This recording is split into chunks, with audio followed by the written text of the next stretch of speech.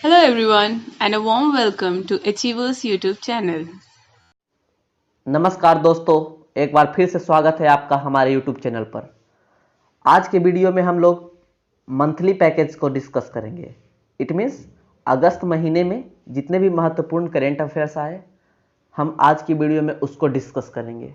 This is monthly current affairs of the August month. Okay, तो guys सबसे पहले यदि आपने हमारे चैनल को सब्सक्राइब नहीं किया है तो सब्सक्राइब कर दीजिए, घंटे के बटन को दबा लीजिए ताकि आपको सभी वीडियोज की नोटिफिकेशन सबसे पहले मिले। ओके, तो हम लोग शुरू करते हैं अपने पहले प्रश्न से। अगस्त महीने का यह मंथली करेंट अफेयर्स है। ओके, तो लेट्स स्टार्ट। पहला प्रश्न है, यूएई ने खाड़ी देश का पहला परमाणु रिएक्टर ऑपरेशन शुरू किया है, इसका क्या नाम है? यूएई ने खाड़ी देश का, विश्व का नहीं, खाड़ी देश का, यूएई ने खाड़ी देश का पहला परमाणु रिएक्टर ऑपरेशन शुरू किया है, इसका नाम क्या है? तो इसका नाम बाराका है। इसका नाम है बाराका। बस इसलिए यह इंपॉर्टेंट हो जाता है क्योंकि यह खाड़ी देश गल्फ सिटी अर्थात तेल निर्यातक देशों का पहला परमाणु रिएक्टर ऑपरेशन है। और यूएई अभी न्यूज में इसलिए भी है क्योंकि आईपीएल वहीं होना है कुछ दिनों बाद। ओके, तो यह रहा पहला क्वेश्चन। बहुत ही सिंपल सा प्रश्न है और उत्तर इसका है बाराका। हम लोग दूसरे प्रश्न की ओर चलते हैं। दूसरा प्रश्न है, तत्काल ट्रिपल तलाक के खिलाफ कानून की पहली वर्षगांठ मनाने के लिए मुस्लिम महिला अधिकार दिवस कब मनाया गया? तो दोस्तों यह 1 अगस्त को मनाया गया। ट्रिपल तलाक क्या था? ट्रिपल तलाक के बारे में आपको पता होगा। ट्रिपल तलाक मतलब 3 बार तलाक तलाक तलाक, या तो कॉल करके या तो एसएमएस के माध्यम से या फिर चिट्ठी के माध्यम से दे दिया जाए तो वो तलाक हो गया। मुस्लिम में शरिया कानून के तहत ये था। अच्छा, कुछ बातें इससे महत्वपूर्ण है रिलेटेड, वो जान लीजिए कि सबसे पहला देश ट्रिपल तलाक को बैन करने वाला कौन था? तो मिस्र था। और जान लीजिए कि यदि आप अब जब नियम यह बन गया, अधिनियम बन गया है, तब ट्रिपल तलाक के खिलाफ यदि आप जाते हैं तो आपको 3 साल की सजा मिलेगी। और ट्रिपल तलाक के खिलाफ कानून बनाने में महत्वपूर्ण भूमिका आपको याद रखना चाहिए सायरा बानो का है। ओके, ये सभी फैक्ट बहुत ही महत्वपूर्ण फैक्ट है, आपको याद रखना है। ठीक है, तो इस प्रश्न का सही उत्तर है 1 अगस्त। 31 जुलाई 2019 को यह कानून मतलब पास हो गया था सब जगह से और 1 अगस्त से यह लागू हो गया। ओके, तब यह रहा उत्तर 1 अगस्त, इसीलिए मुस्लिम महिला अधिकार दिवस मनाया गया 1 अगस्त को इस वर्ष। अब हम लोग अगले प्रश्न की ओर चलते हैं। अगला प्रश्न है, भारत के किस मंत्रालय को स्कॉच गोल्ड अवार्ड से सम्मानित किया गया? तो स्कॉच गोल्ड अवार्ड से भारत की ट्राइबल अफेयर्स मिनिस्ट्री को सम्मानित किया गया। क्यों? क्योंकि यह सक्षम आईटी योजनाओं के माध्यम से आदिवासियों का सशक्तिकरण किया गया था इनके द्वारा, ट्राइबल अफेयर्स के द्वारा। इसीलिए ट्राइबल अफेयर्स मिनिस्ट्री को स्कॉच गोल्ड अवार्ड से सम्मानित किया गया। ट्राइबल अफेयर्स मिनिस्ट्री अभी कौन है? तो अर्जुन मुंडा। ओके, हम लोग नेक्स्ट प्रश्न की ओर मूव करते हैं। नेक्स्ट क्वेश्चन है, हिम तेंदुआ संरक्षण किस राज्य या केंद्र शासित प्रदेश में बनने वाला है? हिम तेंदुआ, स्नो लियोपार्ड। तो इस प्रश्न का सही उत्तर है उत्तराखंड। हिम तेंदुआ संरक्षण उत्तराखंड में बनने वाला है। अभी फिलहाल इंडिया में 586 स्नो लियोपार्ड है, हिम तेंदुआ है, जिसमें से 86 करीब उत्तराखंड में है। ओके, तो इन्हें सेव करने के लिए हिम तेंदुआ संरक्षण केंद्र बनने वाला है। अच्छा, आपको एक बात और, मैंने यदि आपने जम्मू कश्मीर लद्दाख वाला वीडियो देखा होगा तो उसमें मैंने बताया था, यदि नहीं देखा है तो अभी जाकर देखिए कि हेमिस नेशनल पार्क जो भारत का सबसे बड़ा नेशनल पार्क है उसमें स्नो लियोपार्ड का ही संरक्षण किया जाता है। ओके, जो कि अभी लद्दाख में है, लद्दाख यूटी में है और भारत का सबसे बड़ा नेशनल पार्क है हेमिस। ओके, तो हिम तेंदुआ संरक्षण केंद्र किस राज्य में बनने वाला है? तो उत्तराखंड में बनने वाला है, याद रखिएगा। अगले प्रश्न की ओर हम लोग बढ़ते हैं। अगला प्रश्न है, हाल ही में विश्व संस्कृत दिवस कब मनाया गया?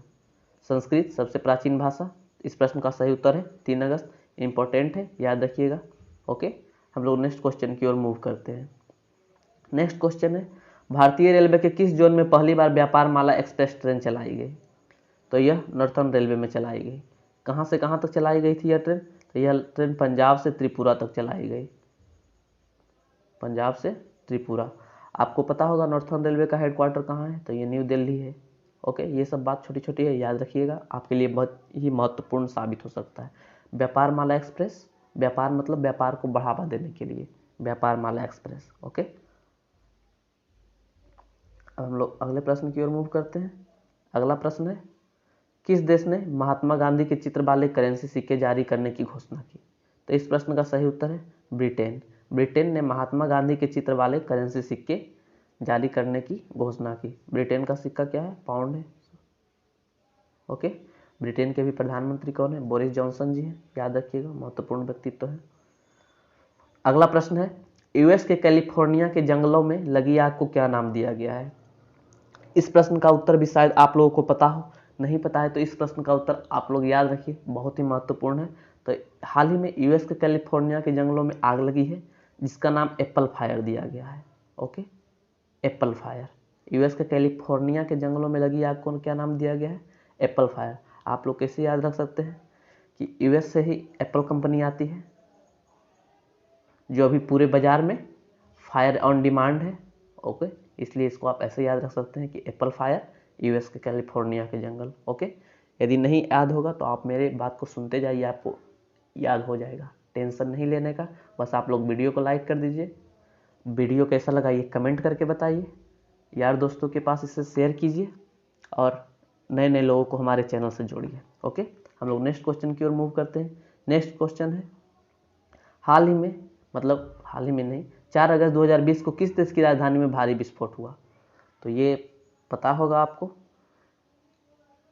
लेबनान की राजधानी बेरूत में बहुत ही बड़ा विस्फोट हुआ था 4 अगस्त 2020 को, जिसमें 100 के करीब लोग मारे गए थे और बहुत सारे आदमी घायल हुए थे। ये क्यों हुआ था? अब ये बात आता है कि ये क्यों हुआ था। तो ये अमोनियम नाइट्रेट के कारण हुआ था। ओके, अमोनियम नाइट्रेट बहुत भारी मात्रा में जमा था तो उससे विस्फोट हो गया। और उस समय बेरूत के प्रधानमंत्री हसन दियाब थे, जिन्होंने कुछ दिनों बाद इस्तीफा दे दिया और अभी वर्तमान में बेरूत के प्रधानमंत्री बने हैं मुस्तफ़ा अदीब। मैं जल्दी जल्दी खींच रहा हूँ क्योंकि इसका डिटेल्ड वीडियो आप लोगों ने देखा होगा, प्रत्येक दिन आप लोग देख रहे होंगे, ये मुझे विश्वास है। वैसे जितने इंपॉर्टेंट फैक्ट्स होंगे जो मुझे लगे कि महत्वपूर्ण है वो मैं दे दिया करूँगा, लेकिन आप लोग चिंता ना करिएगा, पूरा वीडियो लास्ट तक देखिएगा तब आपको सब समझ में आएगा। ओके, अगला क्वेश्चन की ओर हम लोग मूव करते हैं। अगला क्वेश्चन है, कुशोक बकुला रिपुंज एयरपोर्ट कहाँ है? तो देखते हैं, इस प्रश्न का सही उत्तर है लेह। यह न्यूज में क्यों था, ये बात हमें जाननी है कि कुशोक बकुला रिपुंज एयरपोर्ट न्यूज में क्यों था। तो यह न्यूज में इसलिए था क्योंकि पहली बार लेह लद्दाख में कोई भी एयरपोर्ट पर सीआईएसएफ की सिक्योरिटी लगाई गई थी। तो ये बहुत महत्वपूर्ण हो जाता है। मैं आप लोगों से कई बार कह चुका हूँ, नॉर्थ ईस्ट और नॉर्थ के राज्यों में, खासकर नॉर्थ में जम्मू कश्मीर और लद्दाख और नॉर्थ ईस्ट में जितने राज्य हैं, सब राज्यों में जितने भी इनोवेशन के कार्य हो रहे हैं, जितने भी प्रगति के कार्य हो रहे हैं, पुल बन रहे हैं, नदी पर पुल बन रहे हैं, रेल का पुल बन रहा है, सभी आपके लिए बहुत ही महत्वपूर्ण हो जाता है। उसे आप लोग याद करके रखिए क्योंकि अभी परीक्षा में इन्हीं सबसे ज़्यादा प्रश्न पूछे जाते हैं। ये सारा सेक्टर बहुत ही महत्वपूर्ण हो जाता है। ओके, तो यह प्रश्न कुशोक बकुला रिपुंज एयरपोर्ट कहाँ है, इस प्रश्न का उत्तर लेह है। हम लोग अब मूव करते हैं नेक्स्ट क्वेश्चन की ओर। नेक्स्ट प्रश्न, गिरीश चंद्र मुर्मू के स्थान पर जम्मू कश्मीर के लेफ्टिनेंट गवर्नर किसे बनाया गया है? यह प्रश्न भी महत्वपूर्ण है क्योंकि नॉर्थ के राज्यों से रिलेटेड है। प्रश्न है, गिरीश चंद्र मुर्मू के स्थान पर जम्मू कश्मीर का लेफ्टिनेंट गवर्नर किसे बनाया गया? जब से जम्मू कश्मीर यूटी बना है तो सबसे पहला लेफ्टिनेंट गवर्नर आपको पता होगा कि सबसे पहला लेफ्टिनेंट गवर्नर मुर्मू साहब थे, गिरीश चंद्र मुर्मू साहब, और दूसरे नंबर के अब बने हैं मनोज सिन्हा। क्यों? क्योंकि गिरीश चंद्र मुर्मू साहब को कंप्ट्रोलर एंड ऑडिटर जनरल बना दिया गया है। ओके, जम्मू कश्मीर से रिलेटेड एक बात याद रखिएगा कि इसके केसर को जीआई टैग मिला है। जम्मू कश्मीर में केसर को जीआई टैग मिला है और केसर जो है करेबा मिट्टी में होती है। करेबा मिट्टी क्या होता है? तो करेबा मिट्टी होता है जो बर्फ से मिट्टी बनी होती है, उसे करेबा मिट्टी कहते हैं। और एक बात और याद रखिए, जम्मू कश्मीर से रिलेटेड है तब बता दूं कि जम्मू कश्मीर घाटी से होकर बहने वाली एकमात्र हिमालयी नदी जो है कौन है, झेलम है। ओके, ठीक है। तो हम लोग नेक्स्ट क्वेश्चन की ओर मूव करते हैं। नेक्स्ट क्वेश्चन है कि भारत का नियंत्रक महालेखा परीक्षक राजीव महर्षि के बाद किसे बनाया गया है। अभी मैंने डिस्कस किया कि जम्मू कश्मीर के पूर्व उपराज्यपाल गिरीश चंद्र मुर्मू को राजीव महर्षि के बाद भारत का नियंत्रक महालेखा परीक्षक अर्थात CAG, comptroller and auditor general बनाया गया है। कैग के बारे में किस आर्टिकल में दिया गया है, तो आर्टिकल 148 में दिया गया है। अच्छा, आपको पता होगा कि सबसे फर्स्ट कैग कौन बने थे, तो भी नरहरि राव सबसे फर्स्ट कैग थे, भी नरहरि राव। और अभी के जो कैग है ये कौन नंबर वाले हैं, तो ये 14 नंबर वाले हैं और ये 13 नंबर वाले थे। तो ओके, इतनी बातें हो गई, आपको याद रखना है। बस आप लोग लास्ट तक वीडियो को देखिए, लाइक कीजिए, शेयर कीजिए, आपको सभी याद होगा, क्योंकि बहुत ही महत्वपूर्ण प्रश्नों का संग्रह लेकर मैं आया हूँ। और डिटेल्स क्वेश्चंस के वीडियो देखने के लिए आपको हर एक दिन का अलग अलग देखना पड़ेगा। ओके, नेक्स्ट क्वेश्चन है, पुस्तक स्वच्छ भारत क्रांति का विमोचन किसने किया। ऑप्शन देखिए, राजेंद्र नहीं, गजेंद्र सिंह शेखावत, स्मृति ईरानी, दोनों, इनमें से कोई नहीं। तो इस प्रश्न का सही उत्तर है दोनों, मतलब जल शक्ति मंत्रालय मंत्री गजेंद्र सिंह शेखावत और स्मृति ईरानी दोनों ने मिलकर स्वच्छ भारत क्रांति का विमोचन किया। ठीक है, नेक्स्ट क्वेश्चन की ओर हम लोग मूव करते हैं। नेक्स्ट क्वेश्चन है, सेबी के अध्यक्ष कौन है जिनका कार्यकाल 18 महीने के लिए विस्तार किया गया है। तो सेबी के अध्यक्ष हैं अजय त्यागी जी, इनका कार्यकाल 3 साल के लिए 1.5 साल के लिए बढ़ाया गया है। ओके, तो इससे बस इतना ही याद रखिए कि सेबी के अध्यक्ष अभी कौन है, तो ये अजय त्यागी है, इनका कार्यकाल 1.5 साल के लिए बढ़ा दिया गया है। नेक्स्ट क्वेश्चन की ओर हम लोग मूव करते हैं। नेक्स्ट क्वेश्चन है कि आरबीआई के अनुसार भारत की वर्तमान नीति रेपो दर क्या है। ओके, ऑप्शन देखिए, 5%, 4%, 4.5%, 3.9%। तो इस प्रश्न का सही उत्तर है 4%। अब देखिए, हम लोग जानते हैं कि रेपो रेट क्या होता है। देखिए, रेपो रेट वही रेट होता है जिस रेट पर आरबीआई बैंकों को कर्ज देता है। ओके, तो रेपो रेट जितना कम रहेगा तो बैंक भी ग्राहकों को, कस्टमर्स को लोन उतना ही कम रेट पर देंगे, और रेपो रेट जितना ज़्यादा रहेगा तो बैंक भी ज़्यादा रेट पर उन लोगों को कर्ज देंगे। ओके, तो ये होता है रेपो रेट। तो रेपो रेट अभी कितना है, तो 4% है, याद रखिएगा। और ये बात भी, रिवर्स रेपो रेट हमेशा रेपो रेट से कम होता है। ठीक है, नेक्स्ट प्रश्न की ओर हम लोग मूव करते हैं। नेक्स्ट क्वेश्चन है, क्विट इंडिया मूवमेंट डे प्रतिवर्ष कब मनाया जाता है। तो इस प्रश्न का सही उत्तर है 8 अगस्त 1942 में भारत छोड़ो अभियान। तो 8 अगस्त से ही शुरू हुआ था, इसलिए इसको अगस्त क्रांति ही कहते हैं। तो 8 अगस्त को ही मेनली शुरू हुआ था, इसलिए प्रत्येक वर्ष क्विट इंडिया मूवमेंट डे हम लोग 8 अगस्त को मनाते हैं। बस यही सिंपल सा स्टोरी है इस क्वेश्चन के पीछे। अब हम लोग नेक्स्ट क्वेश्चन की ओर मूव करते हैं। नेक्स्ट क्वेश्चन है, सुनामी के प्रभाव को कम करने के लिए यूनेस्को ने भारत के किस राज्य के गांव को सुनामी तैयार समुदाय की मान्यता दी है। तो सुनामी के प्रभाव को कम करने के लिए यूनेस्को ने ओडिशा के 2 गांवों को सुनामी तैयार समुदाय की मान्यता दी है। मतलब अब वहाँ ये सुनामी से पहले सभी चीज़ें करेगा, सूचनाएं देगा, उसे सेफ जगह पर करने के लिए कहेगा। मतलब यूनेस्को इसे बता दिया है ये 2 गांव का कि ये दोनों सुनामी तैयार है।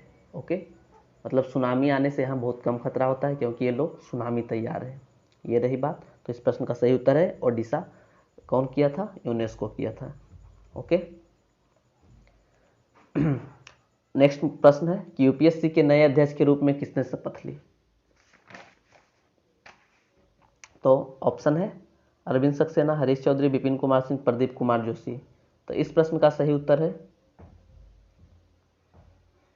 Pradeep Kumar Joshi, UPSC union public service commission IAS वाला।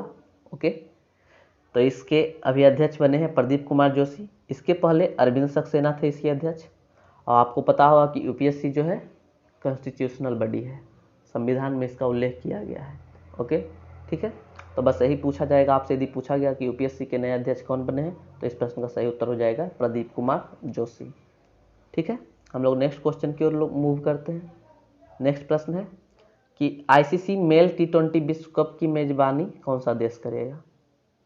ओके, तो इस प्रश्न का सही उत्तर है इंडिया। आईसीसी हाल ही में शेड्यूल जारी किया था कुछ नए टूर्नामेंट के लिए, ओके, वर्ल्ड कप्स के लिए, वो आपके लिए जानना जरूरी है। तो पहला जानिए कि आईसीसी का मेन T20 वर्ल्ड कप जो 2020 में होना था, कोरोना वायरस के कारण नहीं हो पाया। 2020 में जो मेन का होना था T20 कप, ये फिलहाल 22 में होगा। और कहाँ होगा, तो ये ऑस्ट्रेलिया में होगा। ठीक है, 2021 में होने वाला जो था वो इंडिया में शेड्यूल्ड है, वही इंडिया में होगा। ओके, और आईसीसी का women cricket world cup, ICC women cricket world cup कहाँ होगा, 50 ओवर्स का जो होता है, ये 2022 में होगा, न्यूजीलैंड में होगा, न्यूजीलैंड में। ठीक, क्योंकि आपको पता होगा कि वुमेन का 2020 में, ईयरली 2020 में T20 वर्ल्ड कप हुआ था, जिसमें ऑस्ट्रेलिया विनर हुई थी, इंडिया रनर अप रही थी। ओके, अगले प्रश्न की ओर हम लोग मूव करते हैं। अगला प्रश्न है, स्कूलों के लिए शिक्षण उपकरण प्रदान करने के लिए गूगल के साथ समझौता करने वाला भारत का पहला राज्य कौन सा है। तो इस प्रश्न का सही उत्तर है महाराष्ट्र।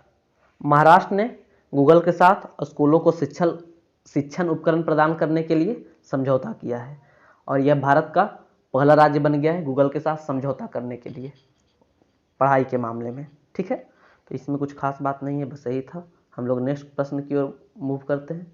नेक्स्ट क्वेश्चन है, 9 अगस्त को श्रीलंका के प्रधानमंत्री की शपथ किसने लिया। तो 9 अगस्त को श्रीलंका के प्रधानमंत्री पद की शपथ महिंदा राजपक्षे साहब लिए हैं। ओके, इनके छोटे भाई गोटाबाया राजपक्षे प्रेसिडेंट हैं, राष्ट्रपति हैं, और बड़े भाई प्रधानमंत्री हैं। ठीक है, महिंदा राजपक्षे जिस पार्टी से जीते हैं, अब देखिए ट्रेंड हल्का सा बदला है परीक्षा का, अब आपसे पार्टी पूछने लगा है कि फलाना आदमी वहाँ जीते हैं तो उनका पार्टी क्या है। ओके, तो महिंदा राजपक्षे का पार्टी क्या है ये आपको याद रखना है। तो महिंदा राजपक्षे का पार्टी है SLPP, Sri Lanka people's party, SLPP। Mahinda Rajapaksa के पार्टी का नाम क्या है, श्रीलंका पीपुल्स पार्टी। तो भारी बहुमत से जीते हैं ये महिंदा राजपक्षे साहब, श्रीलंका के प्रधानमंत्री पद की शपथ लेंगे। अभी दोनों भाई मिलकर वहाँ छा गए हैं। ठीक है, नेक्स्ट प्रश्न की ओर हम लोग मूव करते हैं। अगला क्वेश्चन है, भारतीय रिजर्व बैंक ने किस योजना के तहत बिना इंटरनेट के 200 रुपया तक की ट्रांजैक्शन सुविधा शुरू की है। बिना इंटरनेट के 200 रुपया की ट्रांजैक्शन सुविधा। तो इस प्रश्न का सही उत्तर है पायलट स्कीम। पायलट स्कीम के तहत इन्होंने ऐसा किया है कि 200 रुपया का ट्रांजैक्शन बिना नेट के आप लोग कर सकते हैं, ऐसा इन्होंने सुविधा दी है। किसने दिया है, भारतीय रिजर्व बैंक ने। तो या तो प्रश्न ऐसे पूछ सकता है कि पायलट स्कीम की शुरुआत किसने की, RBI ने, या प्रश्न इसी तरह से पूछेगा कि भारतीय रिजर्व बैंक ने किस योजना के तहत बिना इंटरनेट के रुपया 200 तक की ट्रांजैक्शन की सुविधा शुरू की है। तो इस प्रश्न का उत्तर होगा पायलट स्कीम। ओके, बस यही दो तरीका से प्रश्न पूछ सकता है। तो अब हम लोग दूसरे प्रश्न की ओर बढ़ते हैं। अगला क्वेश्चन है, बिहार के किस योजना को G20 सम्मेलन में प्रस्तुतिकरण किया जाएगा। तो हो सकता है कि आपको पता हो। इस प्रश्न का सही उत्तर है जल निश्चय योजना। बिहार सरकार द्वारा जारी जल निश्चय योजना को G20 सम्मेलन में प्रस्तुति दिया जाएगा। ओके, इससे भी कुछ ज़्यादा ऐसा जानना नहीं है। ठीक है,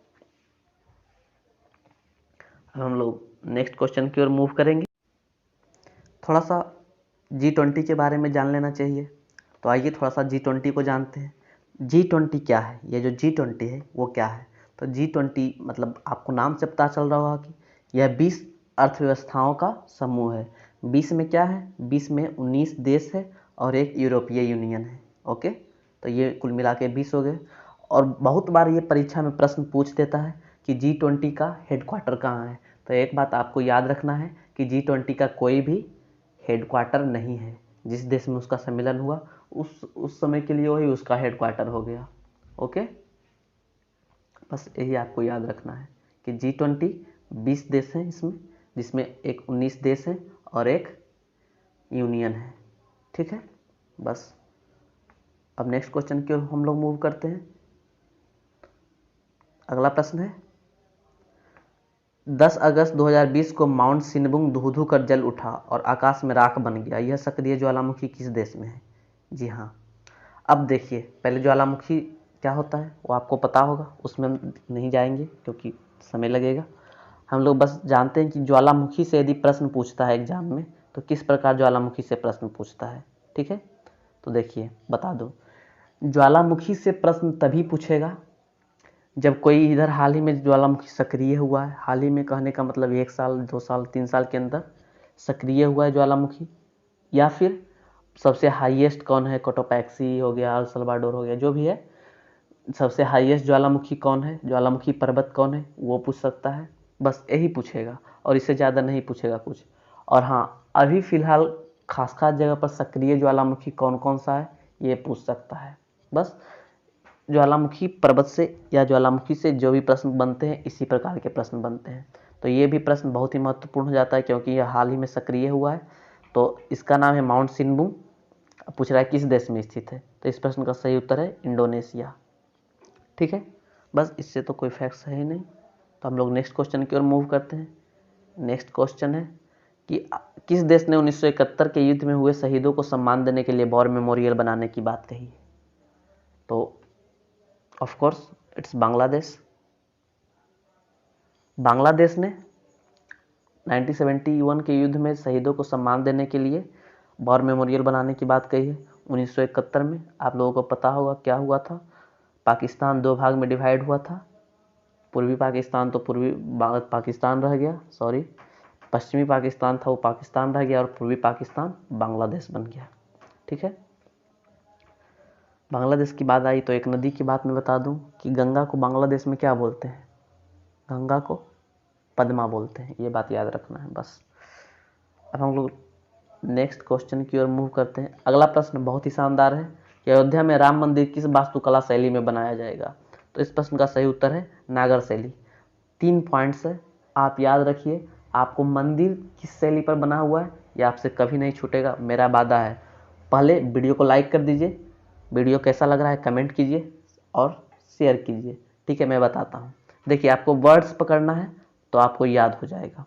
पहला है नॉर्थ। भारत को हम 3 हिस्से में डिवाइड कर रहे हैं। नॉर्थ, बीच वाला हिस्सा को क्या लिख दे, बीच ही लिख दे। और एगो उत्तर होता है, फिर दक्षिण होता है।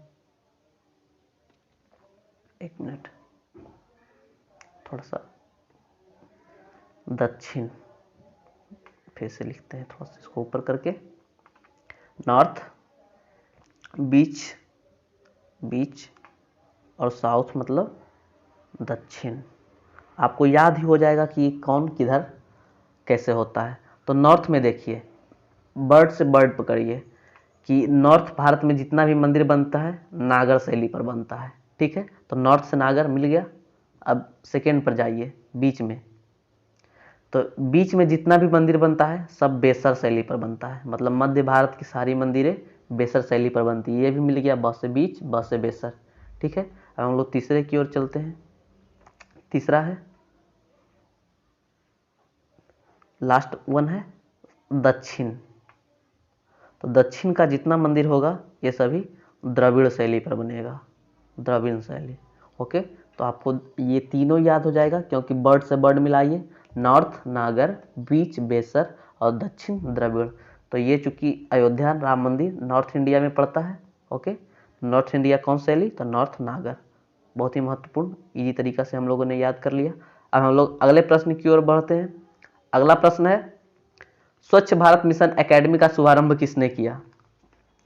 तो स्वच्छ भारत मिशन एकेडमी का शुभारंभ किसने किया है? आपको पता होगा कि जल शक्ति मंत्री गजेंद्र सिंह शेखावत ने किया। भारत में पहली बार जल शक्ति मंत्रालय का गठन हुआ है जिसकी जिम्मेदारी गजेंद्र सिंह शेखावत को दी गई है। तो इन्होंने स्वच्छ भारत मिशन एकेडमी का शुभारंभ किया। यह एक मोबाइल बेस्ड एकेडमी है, ऐसा कुछ ज़्यादा है नहीं इसके बारे में जानना, बस मोबाइल पर इसके बारे में सब दिया गया है। इस एकेडमी का नाम है स्वच्छ भारत मिशन एकेडमी। ओके, तो इस प्रश्न का सही उत्तर हो जाएगा जल शक्ति मंत्री गजेंद्र सिंह शेखावत। अगला प्रश्न, रूस के पहले कोविड-19 वैक्सीन का नाम क्या है? रूस 12 अगस्त को कोविड-19 वैक्सीन लाने का बात किया था, तो इसके पहले कोविड वैक्सीन का नाम है स्पुतनिक भी, मतलब स्पुतनिक 5। ओके, अभी बहुत सारी वैक्सीन जो हैं ट्रायल जोन में है, कोई थर्ड में पहुंच चुका है, कोई सेकेंड में पहुंच चुका है। ओके, तो हमें उम्मीद है कि इस साल दिसंबर तक वैक्सीन इंडिया में भी आ जाएगी। और इंडिया में वैक्सीन का सबसे बड़ा प्रोड्यूसर कौन है? तो इंडिया में वैक्सीन का सबसे बड़ा प्रोड्यूसर है SII, serum institute of India.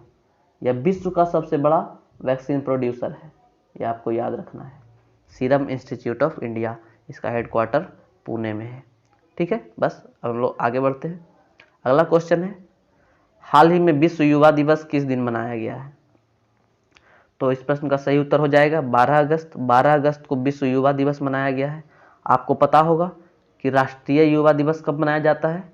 12 जनवरी को, विवेकानंद साहब की जन्म तिथि पर।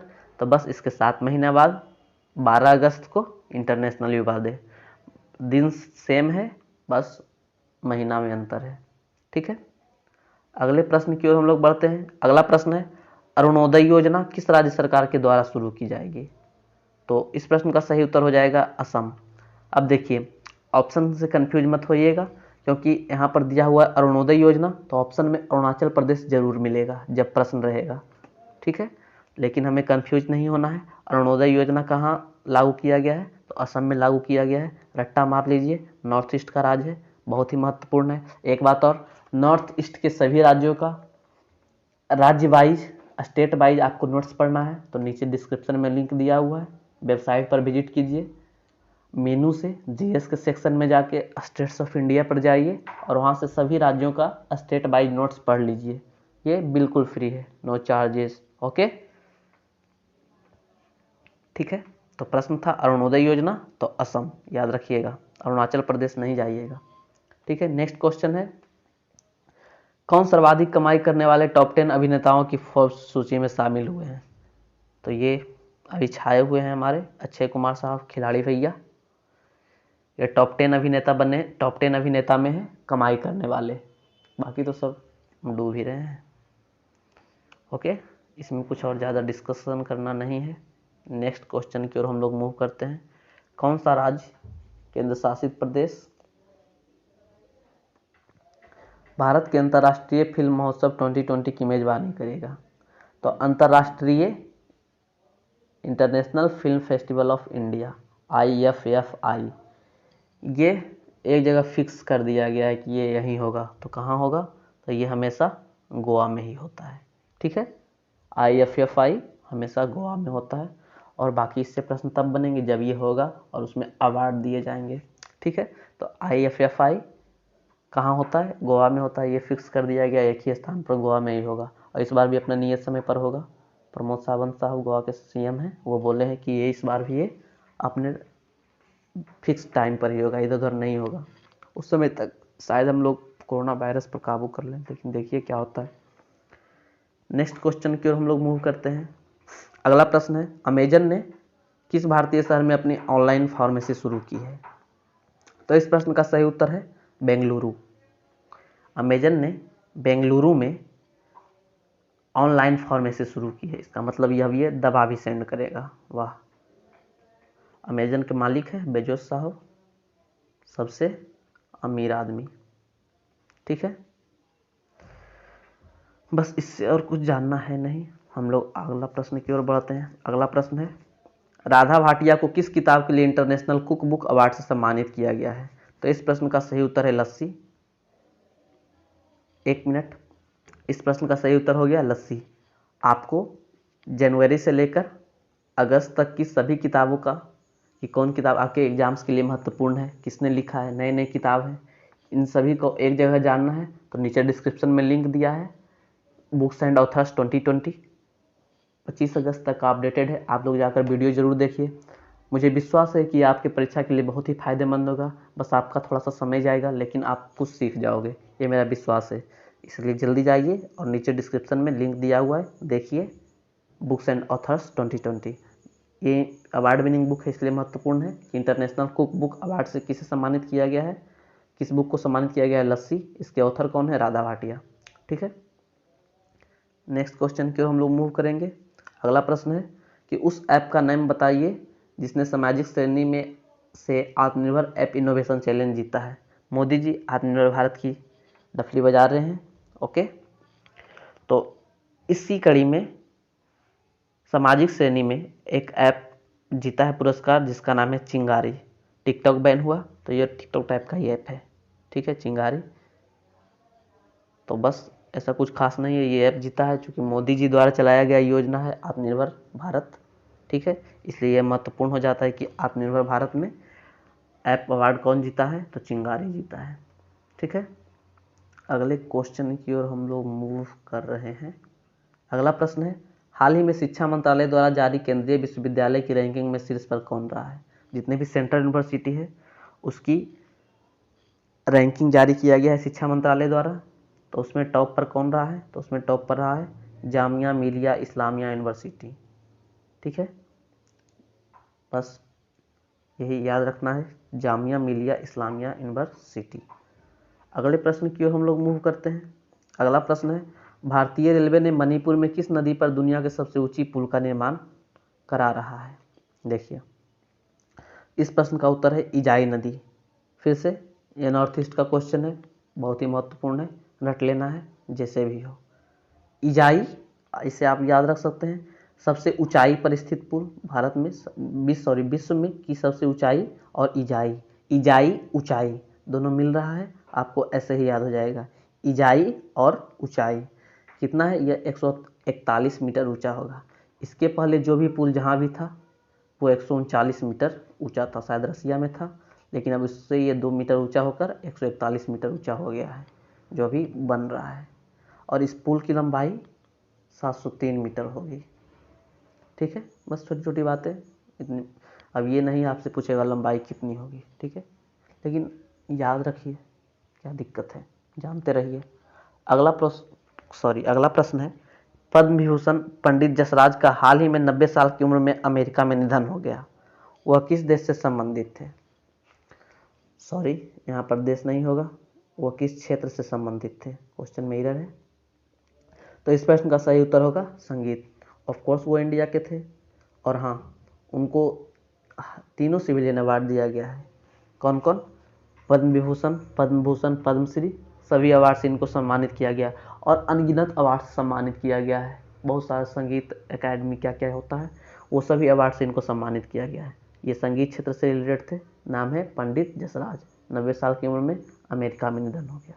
ठीक है, अगले प्रश्न की ओर हम लोग मूव करते हैं। अगला प्रश्न है, सीमा सुरक्षा बल के नए महानिदेशक के रूप में किसे नियुक्त किया गया। आपको पता होगा, इस प्रश्न का सही उत्तर है राकेश अस्थाना। ठीक है, तो सीमा सुरक्षा बल के नए महानिदेशक के रूप में किसे नियुक्त किया गया, राकेश अस्थाना।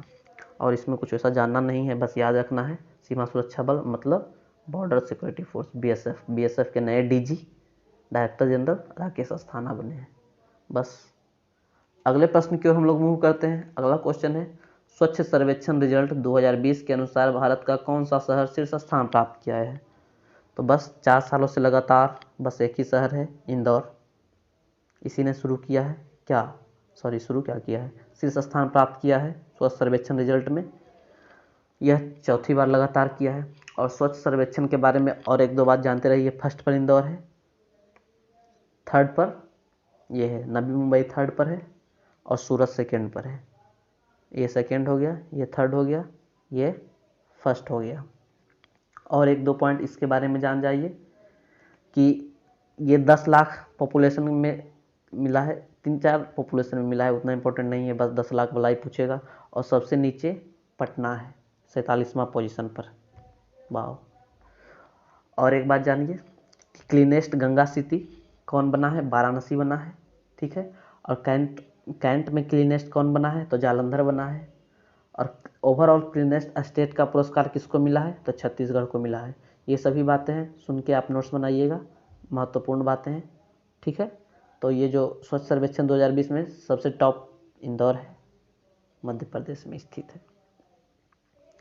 अगला प्रश्न है, स्वास्थ्य मंत्री ने कोविड-19 महामारी से रिलेटेड एक गेम की शुरुआत की है, उस गेम का नाम क्या दिया गया है? तो उस गेम का नाम दिया गया है कोरोना फाइटर्स। पबजी बैन, ढेर सारा ऐप्स बैन।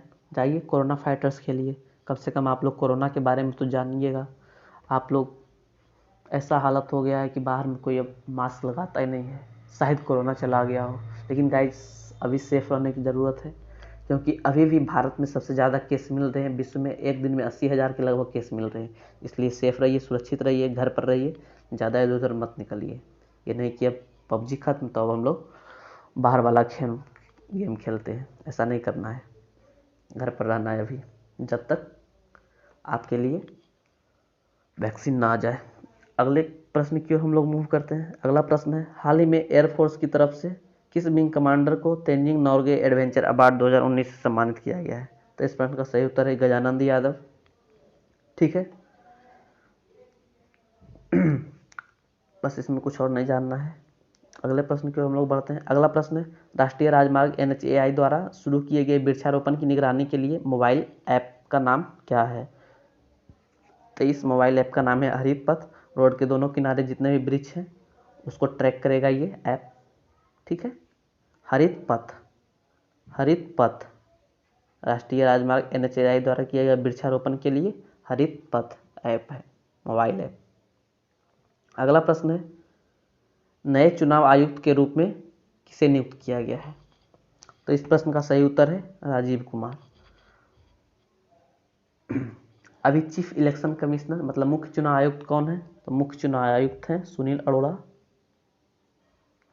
अब होता यह है कि मुख्य चुनाव आयुक्त के साथ दो अन्य चुनाव आयुक्त दिए जाते हैं, तो जिसमें पहला एक है सुशील चंद्रा और दूसरे हैं राजीव कुमार, जो अभी नियुक्त हुए हैं। इसके पहले एक अशोक लवासा साहब थे, वो रिटायरमेंट ले लिए। तो अब एक सुशील चंद्रा है, एक राजीव कुमार है और मुख्य चुनाव आयुक्त हैं सुनील अरोड़ा। और हाँ, मुख्य चुनाव आयुक्त का टर्म लेंथ क्या होता है, मतलब उनका कार्यकाल क्या होता है? या तो 6 साल या तो 65 साल, जो ये पहले हो जाए वो उनका हो जाएगा रिटायरमेंट। अगला प्रश्न है, 24 अगस्त को किस राज्य में ब्रह्मपुत्र नदी पर भारत का सबसे बड़ा रोपवे का उद्घाटन किया गया?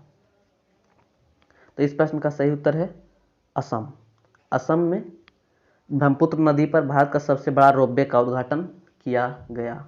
ठीक है, और ये किस किस के बीच में है? तो ये गुवाहाटी, असम के गुवाहाटी और नॉर्थ गुवाहाटी के बीच में है। इससे बहुत ही फायदा होने वाला है कि पहले ही दोनों के बीच जाने का टाइम करीब 30 मिनट लगता था, 30 से 40 मिनट लगता था, आपको घटकर 8 मिनट लगेगा, समय का बचत हुआ। और प्लस फिर से ये नॉर्थ ईस्ट राज्य के बारे में बात आ गया, इसलिए बहुत ही महत्वपूर्ण प्रश्न हो जाता है, याद रखिएगा।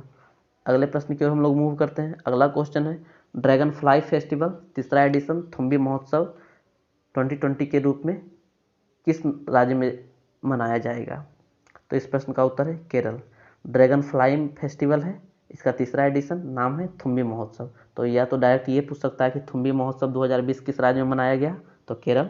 या फिर ड्रैगन फ्लाई फेस्टिवल का तीसरा एडिशन किस राज्य में मनाया गया? तो केरल, याद रखना है। ठीक है, अगले प्रश्न की ओर हम लोग बढ़ते हैं। दुनिया में सबसे ज़्यादा बार डाउनलोड किया जाने वाला कोविड-19 कॉन्टैक्ट टेस्टिंग एप्लीकेशन कौन सा है? मतलब कॉन्टैक्ट ट्रेसिंग एप्लीकेशन कौन सा है?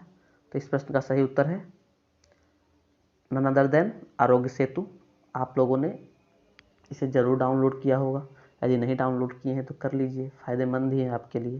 ओके, अगले प्रश्न की ओर हम लोग मूव करते हैं। अगला प्रश्न है, इंडियन एयरफोर्स ने 24 अगस्त को कौन सी एप्लीकेशन लॉन्च की है? तो ये प्रश्न भी इंपॉर्टेंट हो जाता है। तो इस प्रश्न का सही उत्तर है माई IAF। बेसिकली ये एप्लीकेशन क्या है?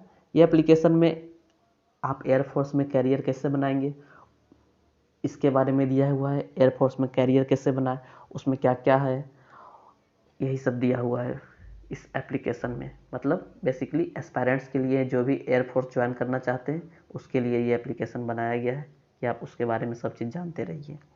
ठीक है, अगला प्रश्न है, विश्व स्वास्थ्य संगठन ने किस महादेश को पोलियो मुक्त घोषित किया है? तो इस प्रश्न का सही उत्तर है अफ्रीका महादेश। बस अब एशिया महादेश के 1-2 देश में ही पोलियो है, बाकी लगभग पूरा वर्ल्ड से पोलियो मुक्त हो गया है। और खासकर अफ्रीका कंटिनेंट पोलियो मुक्त हो गया है। बताइए, जबकि अफ्रीका कंटिनेंट में ही सबसे ज़्यादा बीमारी होता है। ओके, मैं बता रहा था कि एशिया में यह सिर्फ 2 देशों में है, तो ये सिर्फ पाकिस्तान और अफगानिस्तान, यही 2 देशों में बचा है। कौन? पोलियो। बाकी पूरा विश्व से खत्म हो गया है। ठीक है। और अफ्रीका कंटिनेंट का जो लास्ट कंट्री कौन था पोलियो मुक्त होने वाला? वो नाइजीरिया था। नाइजीरिया। वैसे ये इंपॉर्टेंट नहीं है, लेकिन जानते रहिए। ठीक है। ओके, अब हम लोग नेक्स्ट क्वेश्चन की ओर मूव करेंगे। अगला क्वेश्चन है कि कहाँ के तेज गेंदबाज जेम्स एंडरसन 600 से ज़्यादा विकेट लेने वाले पहले गेंदबाज बन गए हैं टेस्ट में। तो टेस्ट में 600 से ज़्यादा विकेट लेने वाले पहले गेंदबाज कौन बने हैं? जेम्स एंडरसन, जो कहाँ के हैं? इंग्लैंड के हैं। क्वेश्चन में थोड़ा सा और जुड़ना चाहिए। टेस्ट में कहाँ के तेज गेंदबाज जेम्स एंडरसन टेस्ट में 600 से ज़्यादा विकेट लेने वाले पहले गेंदबाज बन गए? तो ये इंग्लैंड के बने हैं। बस इसका डिटेल बताया गया था आपको, इसमें मैं ज़्यादा नहीं जाऊँगा। अब हम लोग नेक्स्ट क्वेश्चन की ओर मूव करेंगे। अगला प्रश्न है, भारत की पहली अंतर्राष्ट्रीय महिला व्यापार केंद्र कहाँ स्थापित किया जाएगा? तो इस प्रश्न का सही उत्तर है केरल। बस इसके बारे में भी बस यही जानना है कि कहाँ स्थापित किया जाएगा, तो केरल। और इसके बारे में कुछ हमें जानना नहीं है। अगले प्रश्न की ओर हम लोग मूव करेंगे। अगला प्रश्न है, मछुआरों को अधिक कुशल लाभ पहुंचाने के लिए किस राज्य ने प्रतीक्षा नामक समुद्री एम्बुलेंस सेवा की शुरुआत की है? तो यह केरल ने शुरू किया है। केरल ने मछुआरों को कुशल लाभ पहुंचाने के लिए प्रतीक्षा नामक समुद्री एम्बुलेंस सेवा, मैरीन एम्बुलेंस सेवा शुरुआत किया है, ताकि उन्हें अधिक सुरक्षा पहुंचाई जाए, उन्हें अधिक रेस्क्यू किया जाए। ओके, बस यही था इस प्रश्न में। अब हम लोग अगले प्रश्न की ओर बढ़ेंगे। अगला प्रश्न है, भारत ने हाल ही में किस देश के साथ शतरंज ओलंपियाड में स्वर्ण पदक से पार्टनरशिप रूप से विनर घोषित किया गया है?